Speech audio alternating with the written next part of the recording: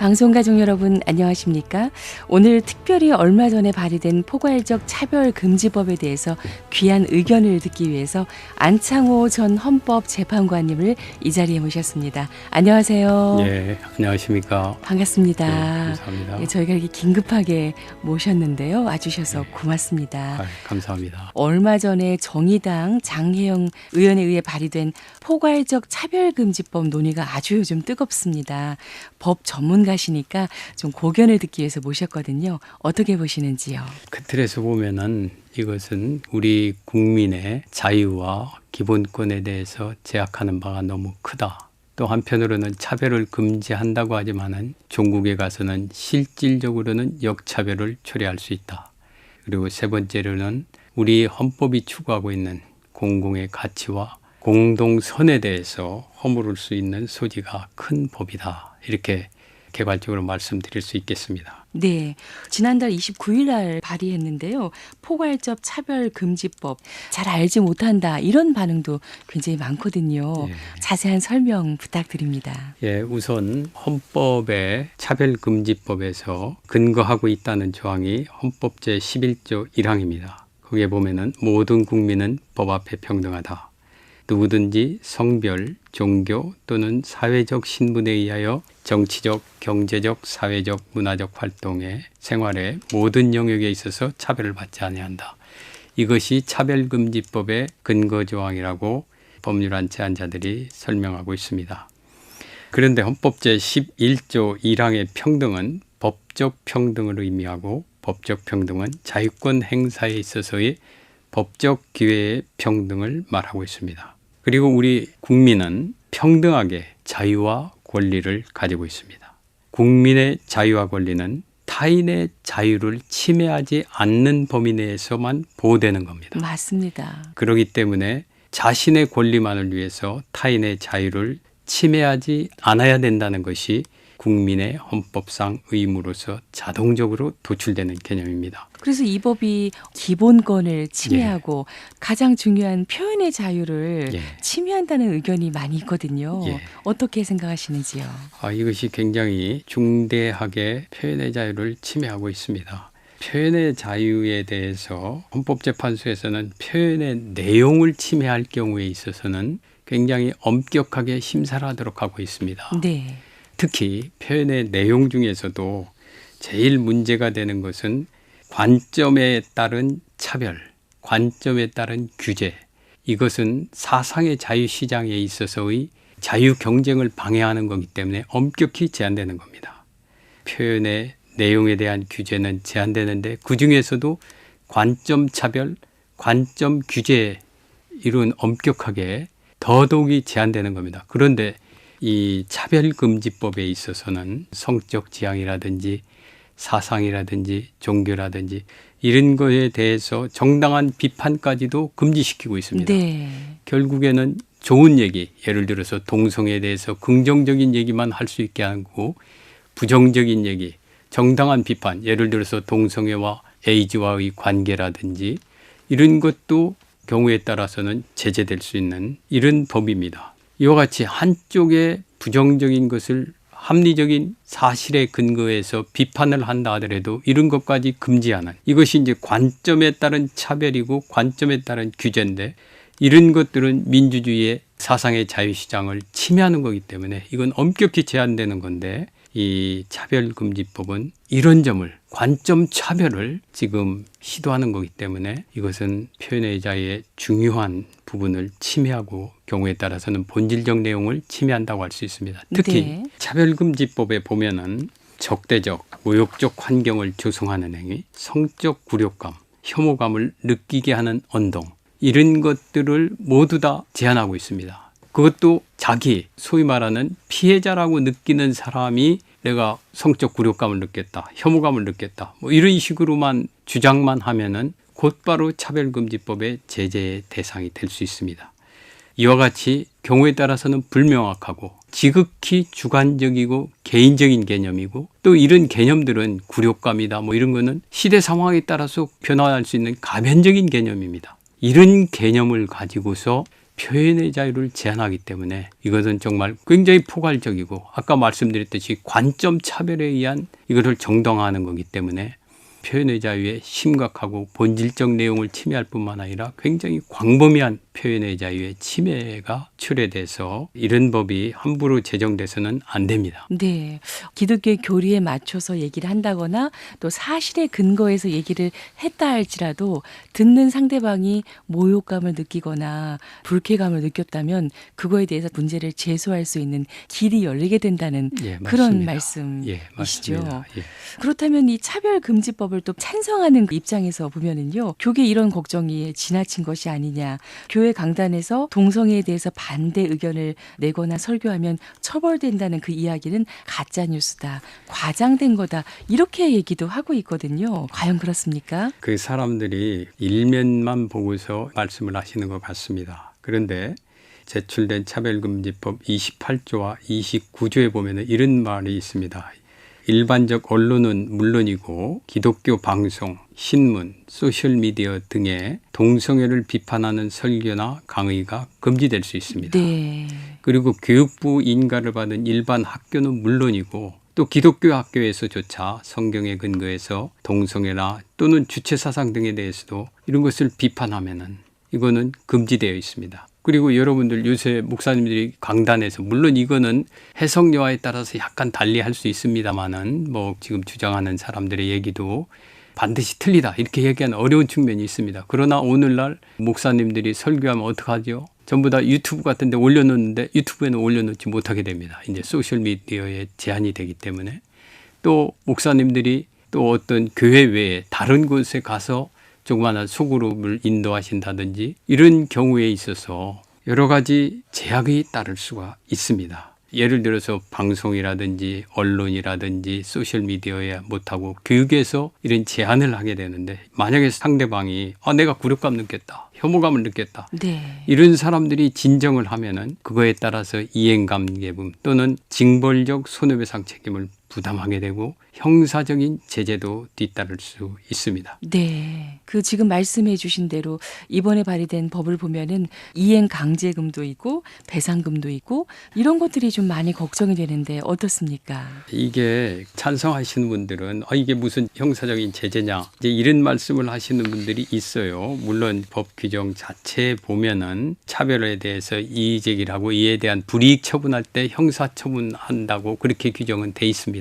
그렇지만은 방송이라든지 학교라든지 이런 데서 예를 들어서 반동성애라든지 주체사상이라든지 이런 거에 대해서 사실에 근거해서 비판을 한다 하더라도 네. 이 사람들에 대해서는 3천만 원 이하의 이행강제금을 부과할 수 있습니다. 그것도 위반 시마다 부과할 수 있어요. 네. 그렇기 때문에 여러 차례 계속 부과할 수 있고 또 2배 내지 5배의 손해액의 2배 내지 5배의 징벌적 배상금을 부과할 수 있습니다. 또 한편 아까 형사처벌은 그렇게 제한되어 있지만은 우리나라는 독일이나 미국과 달리 모욕이나 사실에 근거한 명예훼손을 처벌하고 있습니다. 이게 차별금지법이 들어옴으로써 경우에 따라서는 강단이나 이런 데서 말씀하는 것도 경우에 따라서는 명예훼손이나 또 모욕에 의해서 처벌되지 않는다. 이렇게 반드시 말할 수 없을 겁니다. 네. 이번에 발의된 차별금지법 앞으로 진행 과정은 어떻게 예상하고 계신지요? 이 부분에 대해서 여러 가지 너무 문제가 많기 때문에 이거를 그냥 쉽게 한 당이라든지 이런 것에 사안을 호도해 가지고서 들어와서는 안 된다고 생각을 합니다. 이 부분에 대해서 충분한 논의를 거쳐서 법을 제정해야 되고 아까 말씀드렸듯이 또 이 법이 광범위한 또 역차별을 초래하고 있습니다. 이 법이 어떻게 되냐면요. 정부가 성적 지향 등의 보호를 위해서 기본 또는 시행 계획을 만들어야 됩니다. 네. 그래서 또 행정, 재정상에 필요한 조치를 취하도록 돼 있고요. 국가인권위원회에서는 성적 지향 등을 위해서 그 사람들을 보호 소송에 지원할 수 있도록 돼 있고 또 민사소송이나 이런 거 갈 때 굉장히 중요한 것들이 뭐냐면은 입증 책임인데요. 입증 책임이 원래는 피해자가 입증하도록 돼 있는데 이 법은 거의 대부분을 피해자라고 하는 사람은 나 저 사람 발언 때문에 내가 모욕감을 느꼈다. 이렇게 주장만 하면은 상대방이 모욕감을 주는 것이 아니다. 뭐 네. 다른 거다. 이런 걸 모두 다 주장을 하고 입증을 해야 됩니다. 왜 이렇게 바뀌었을까요? 그러니까 이거는 어느 의미에서 특별 보호가 되는 겁니다. 네. 그렇기 때문에 일각에서 얘기하는 대로 이거는 성적 지향자들에 대한 특혜와 특권을 주는 거다. 단순히 이것이 그냥 하는 것이 아니라는 주장이 바로 거기에서 나오는 겁니다. 네. 상대방이 입증을 해야 된다면 신학교라든가 교회 복지시설이라든가 기독교 방송이라든가 이런 곳에서 채용하는 문제에도 그럼요. 민감하게 영향을 미칠 것 같은데 어떻습니까? 그렇죠. 만약에 이제 이 법이 들어오면은 신학교에서 또 개교회에서 교회도 사용자가 될 수 있는 거거든요. 동성애를 하는 목사님이 온다.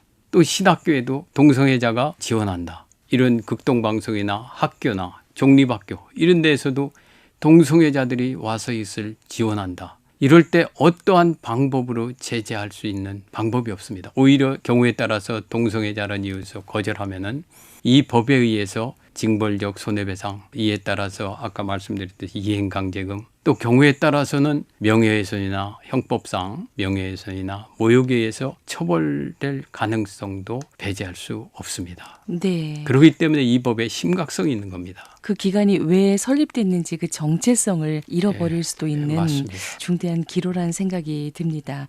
이 교계와 성도들이 성경적 가치를 지키기 위해서 경각심을 갖고 노력해야 될 일 참 많은 것 같은데요.